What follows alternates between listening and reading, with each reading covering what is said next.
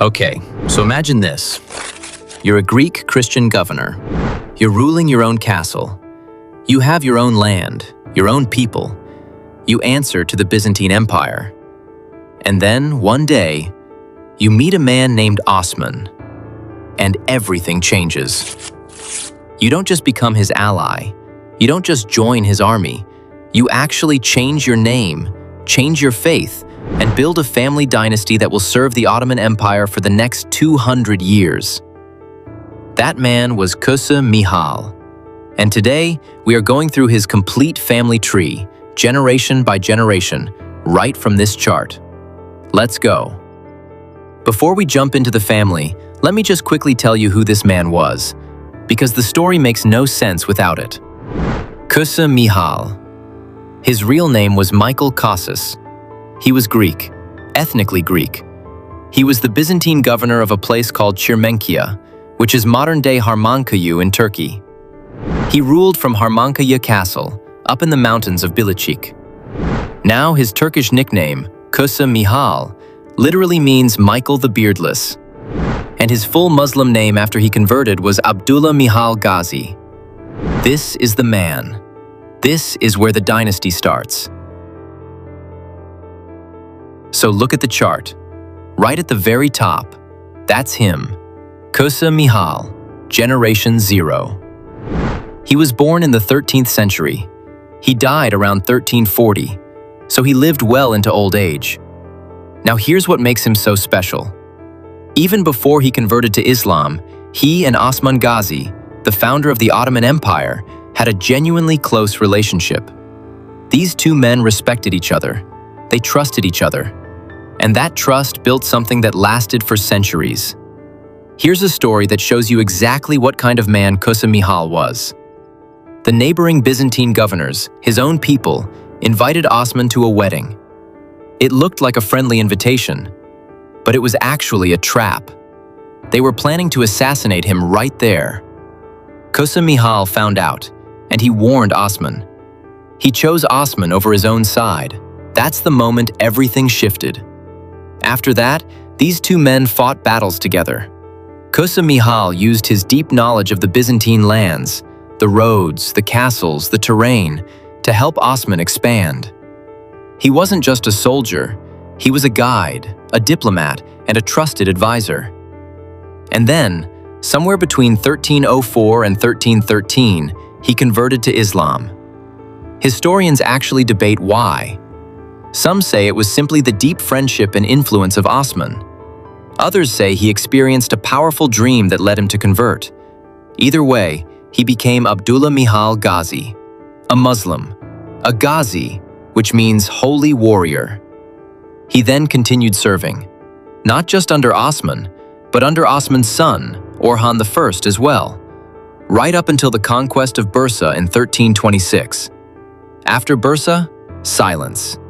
He disappears from the historical records. He died around 1340. But here's his legacy in one line. His sword, his actual sword, is now officially recognized as the oldest surviving Ottoman artifact. It's sitting in the Istanbul Military Museum right now. That is Generation 0. Now look at the chart. Drop down one level. Köse Mihal had two sons after his conversion to Islam. The first son, Mehmed Bey. This is the important one. He played a key role during one of the most turbulent periods in Ottoman history, the Ottoman Interregnum. That's the Civil War period. And he also served during the early reign of Sultan Murad II. Mehmed Bey had two sons, and through those sons, the dynasty really explodes. The second son, Yashi Bey, also called Bashi Bey. Honestly, not much is known about him historically. He is documented, but he left very little mark on the record. So we move on. All the important action in this family flows through Mehmed Bey. So Mehmed Bey had two sons. Look at the chart. Generation 2. Ghazi Mihal Bey and Hizr Bey. Let's talk about Ghazi Mihal Bey first. He was a military commander. He built a mosque complex in Edirne, completed in 1422. A mosque, a school, a bath, a whole complex. and he is actually buried right there in Edirne. Now, quick interesting detail. For a long time, historians actually confused Gazi Mihal Bey with his own grandfather, Köse Mihal. They thought Köse Mihal was the one buried in Edirne, but that was a mistake. The historian Franz Bobinger figured this out. The tomb in Edirne belongs to Gazi Mihal Bey, the grandson, not the founder. Easy mistake, but an important one. Now, 𝐢𝐬𝐬𝐻𝐸 Bey. This is the one that matters most for the next generation. 𝐢𝐬𝐬𝐻𝐸 Bey died in 1452.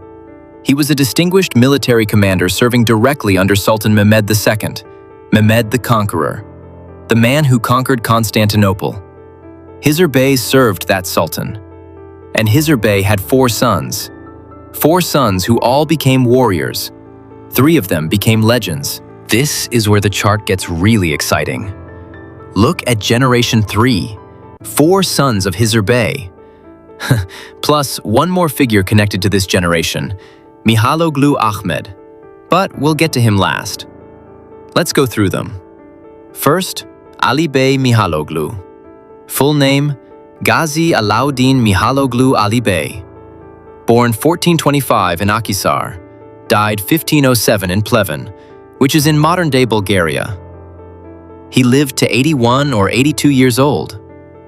For a medieval warrior who spent his whole life on horseback and on the battlefield, that is remarkable. He was the most celebrated member of this entire family. And his role? He was the very first Sanjak Bey, that means provincial governor, of Smederevo, which is today in Serbia. And he was the hereditary commander of the Akıncıs. The Akıncıs were the Ottoman fast-raiding cavalry, the frontier fighters, the ones who hit hard and hit fast.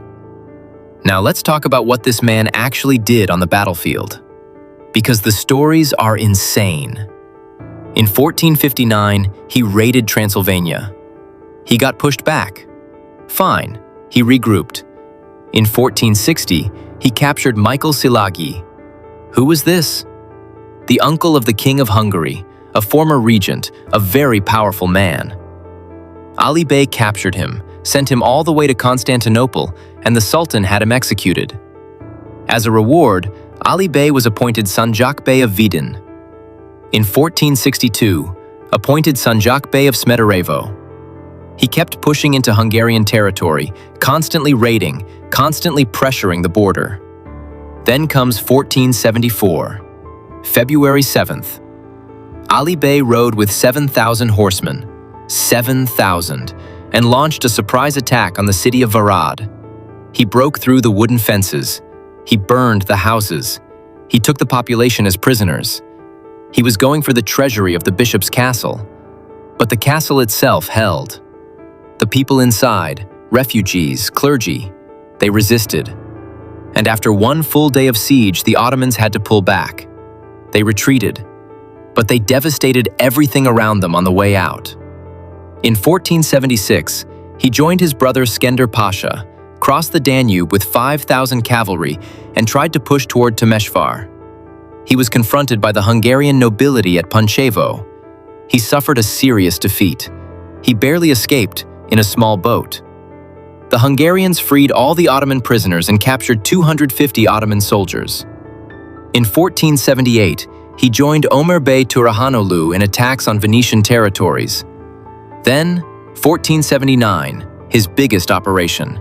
He invaded Hungary with a massive force, pillaged Gyulafehérvár, that's modern Alba Iulia in Romania, but was stopped by the Hungarian commander Paul Kinizsi at the Battle of Bredfield. Stopped hard. And then, 1493, a campaign into Transylvania. He passed through the Rotenturm Pass, but on the way back, the Hungarian vice-voivode Stephen Telegdi ambushed them, recovered most of the plunder, caused heavy losses on the Ottoman side. Now, his personal life. Ali Bey married Maria Craiovesti, a Wallachian noblewoman, Christian, daughter of Ban Nago. She converted to Islam and took the name Mahitab Hatun. Together they had 5 sons and 1 daughter. We'll cover them in generation 4. His legacy? Some historians believe the legendary South Slavic folk hero 𝐸𝐬𝐬𝐿 𝐠 was inspired by Ali Bey. And American author Robert E. Howard, who wrote Conan the Barbarian, is believed to have based a villain named Mikhael Kosses in his story The Shadow of the Vulture on Ali Bey.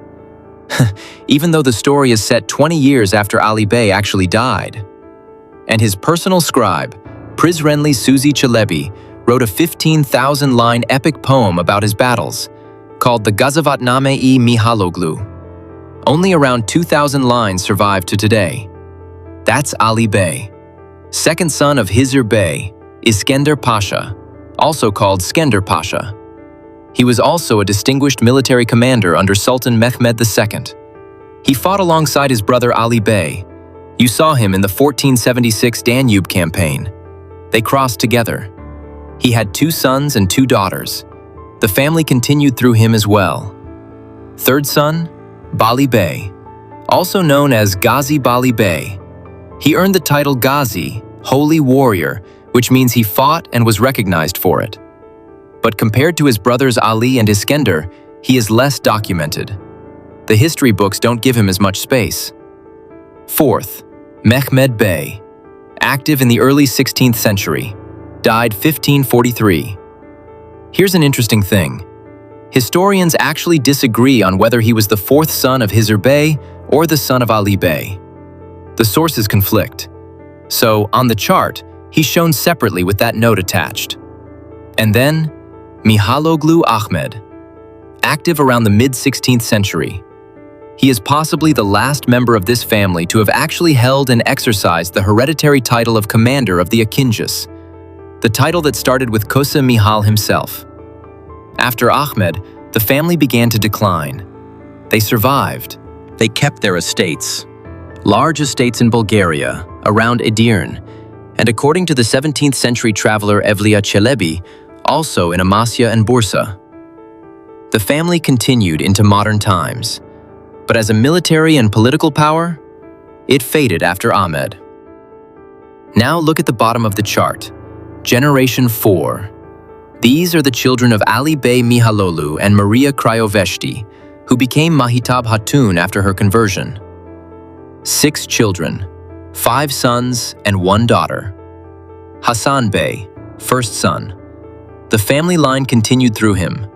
Ahmed Bey, second son. Same, the Mihaloğlu name carried on. Gazi Mehmed Bey, third son. He had a son of his own, Kasim Bey. So this branch extended to a 5th generation. Gazi Hizr Bey, 4th son, named after his grandfather, carried the Gazi title. Gazi Kara Mustafa Bey, 5th son, also a Gazi. All 3 of these younger brothers were recognized warriors. And then, Aynisha Hatun, the only daughter. She is documented as the daughter of Ali Bey and Mahitab Hatun. She is the one female member of this generation in the family tree. Let's zoom out for a second. The Mihaloğulları. That means the sons of Mihal, or the descendants of Michael. They were one of the most celebrated noble families of the entire early Ottoman Empire. The great historian Franz Babinger, one of the top Ottoman scholars, ranked them alongside 4 other elite families: the Evrenoğulları, the Malkoçoğulları, the Timurtaşoğulları, and the Turahanoğulları. 5 families, the best of the best in early Ottoman nobility. And what made the Mihaloğulları special? They held one specific title, from Köse Mihal all the way down, commander of the 𝐼𝐭𝐥, the hereditary frontier cavalry commanders. For 200 years, this family was the tip of the Ottoman spear. They never made it to the absolute top. They weren't grand viziers or sultans, but they were powerful, respected, feared on the battlefield. So that's the complete picture. From a Greek Byzantine governor in the mountains of Bilegic to a 200-year dynasty that shaped the frontiers of the Ottoman Empire. Köse Mihal made a choice. That is the Mihaloğlu dynasty. If you want to go deeper on any single member, drop it in the comments. And if you haven't seen the full family tree chart yet, it's right there on screen. See you in the next one.